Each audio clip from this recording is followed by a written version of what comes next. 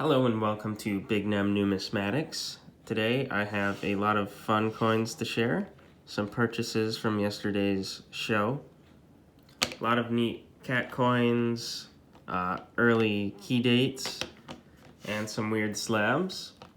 And without further ado, have this proof set in the original government packing. And up until 1955, I believe, this was how they packaged the proof sets. So you have this tiny box with some tissue paper and the coins stapled together in cellophane. So not the most quality packaging, but that's why you get such a wide variance of condition even inside. These are pretty decent. A lot of times they come toned. It's really hard to tell how the surfaces look, like hazy or not, camera not, inside the packaging. A lot of times coins that I have taken out that look like completely flat, I guess, no contrast whatsoever inside the packaging, come out decam even afterwards, but really neat. Boxes are cool and they're actually pretty expensive completely empty. Next off, some weird slabs. Got this sample OGH. Nothing too fancy, but silver coin in a sample. Not too shabby. And this really weird slab from the Michigan Masters Numismatic Services, which was apparently a legitimate attempt at making a grading service, but obviously failed. The coin itself is actually really nice. So someone will be able to have a pretty coin in a weird slab if they'd like. A less weird slab, got a Carson City Rattler. Reverse is super nice. Obverse, unfortunately, has gotten bit by the haze monster. But pretty solid coin overall, 80cc, which is decently difficult. And you can see in the 8 here, there is the remnants of a 7. So this is the 7, or rather 8/7 variety. And pretty common. They don't carry that much of a premium, if at all. But it's sort of like gives the coin character, I guess. Next up, we have this 1922D Lincoln cent. And there are like 4 different varieties, I guess you would call them, for 1922. All Denver minted.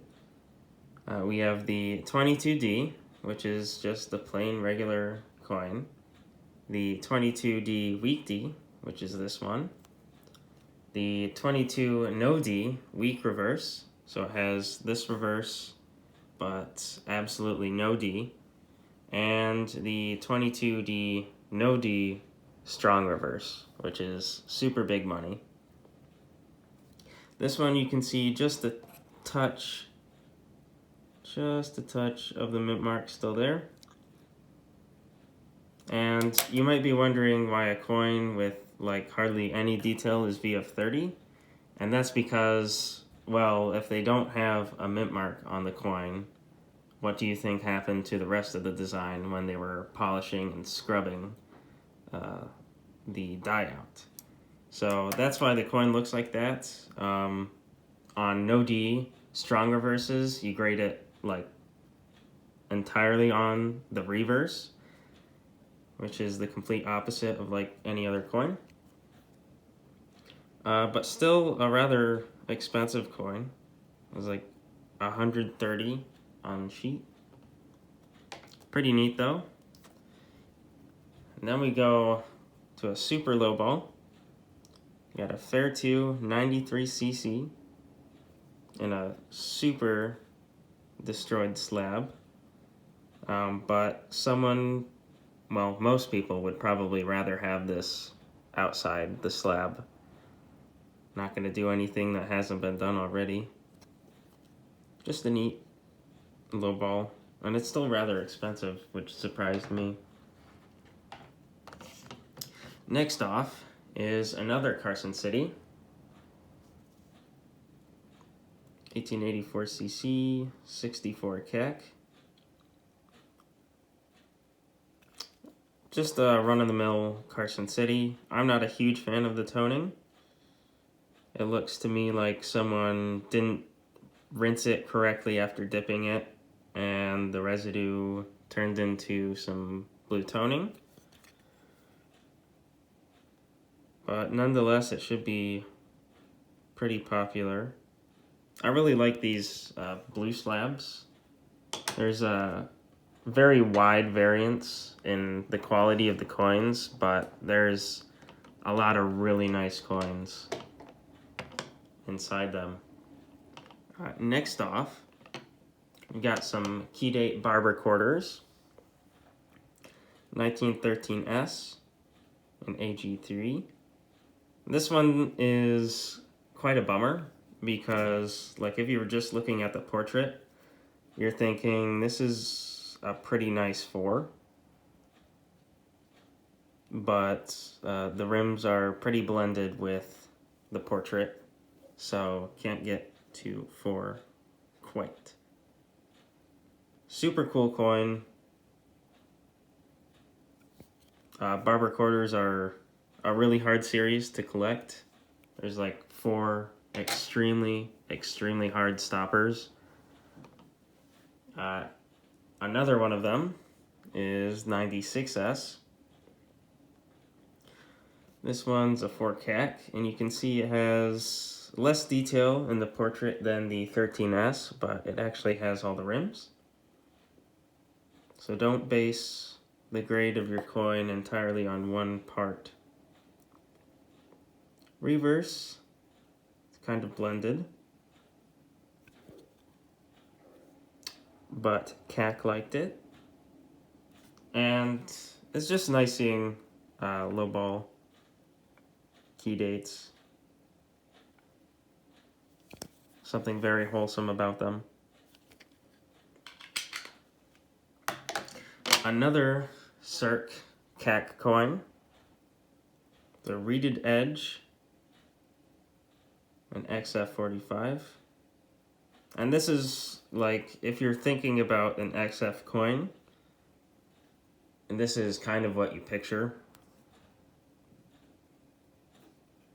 It's got like 90-95% detail. It's all there, it's just a little weak.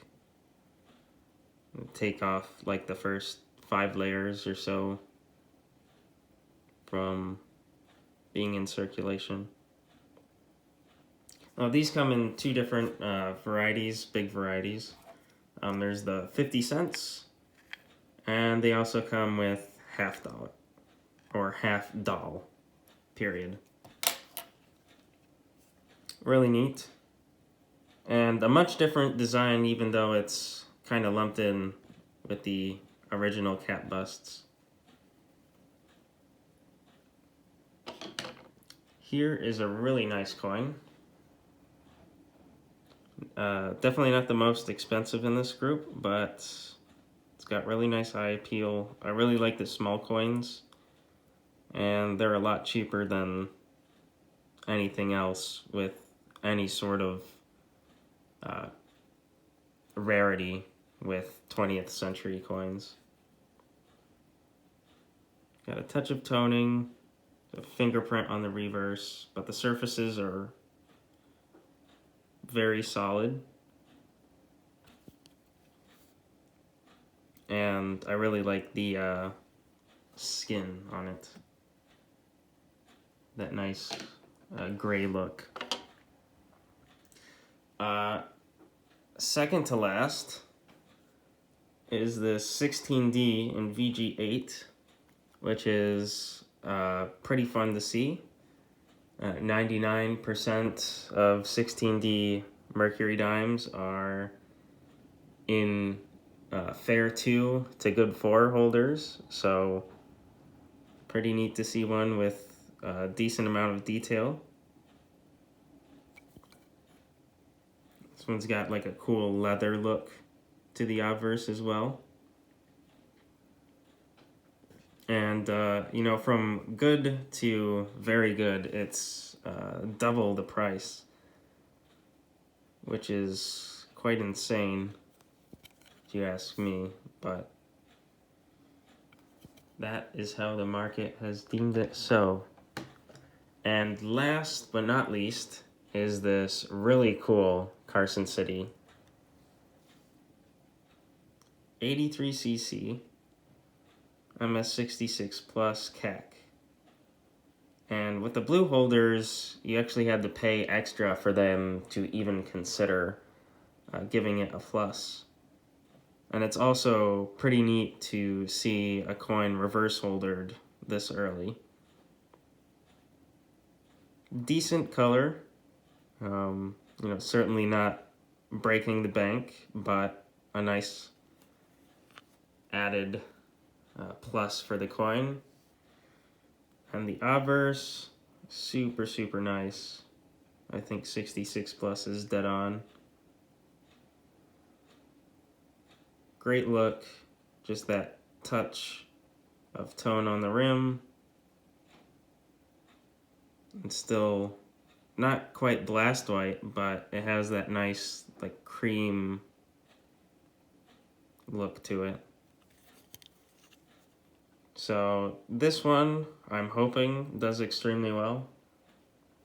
It would probably do decent in auction, but I'll try my hand with a little buy it now. So overall, really great selection at the Cleveland Coin Expo. I really like that show.